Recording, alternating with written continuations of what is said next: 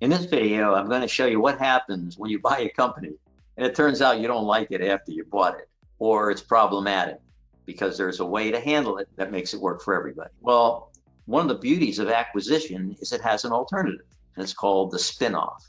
Okay. And what a spin-off is that you take a business that you already own, and whether it's part of an enterprise that you built with many businesses or whether it's the only company you have, concept is the same. You sell it. So, for example, we had acquired a company where the owner stayed on, and he had his way of running the business. And the challenge was that the marketplace was changing, and he wasn't willing to change with the market. And so we couldn't watch the business go downhill. That wasn't going to work. We couldn't convince the seller, who was still operating the business, that his methods of the past had to change. And so we were starting to spend a lot of time, I don't like to say arguing, but we weren't productive together.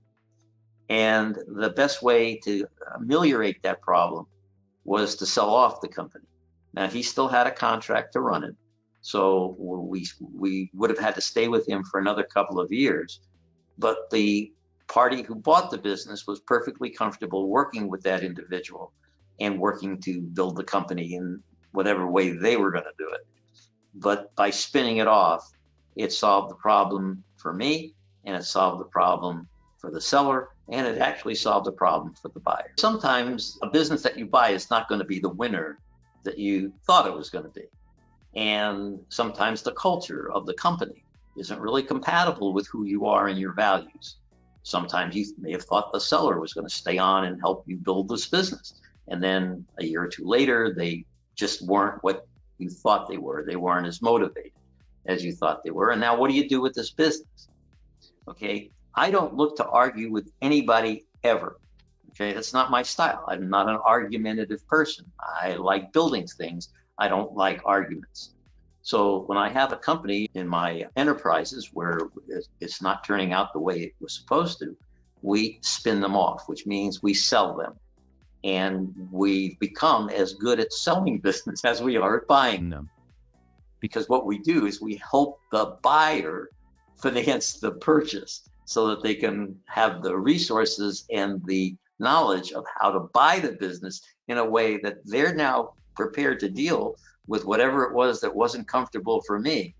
But I've created a way for them to be able to get that business financed. And I end up rid of the business and in command of the cash instead. Everyone who goes into the acquisition field is destined to make a mistake or two. This is because we're all human. You know, we don't always see everything there is to see. We don't know everything there is to know. But the one thing that I've learned in the process that's an absolute necessary component of the acquisition process is something called due diligence. It's the ability to investigate the company that you're buying, make sure that its books and records are accurate, that the promises of the seller or the representations of the seller are true and accurate, that the seller themselves, if they're going to stay on, actually have the capabilities that you are assessing to them. Part of that due diligence is to make sure that the great salesperson who did all of the great sales that produced these wonderful financial statements that you're looking at is actually still with the company and still motivated to stay there and stay on. So you're taking every single aspect of that business, every single aspect of it, and you're testing the hypothesis, is this real? And is it there? And will I get it when I buy the business?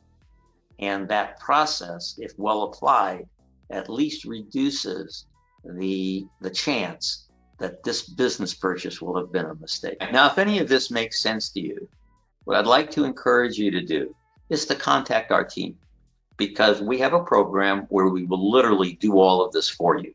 So you don't have to think it through on your own. You don't have to go through all the steps and the methods. What we will do is we will actually get it done for you. So if this makes sense, just go to the description below this video and follow the instructions. It'll put you in touch with one of our team members, and from there on, we'll answer your questions, and hopefully we'll work together as partners and we'll get it done for you.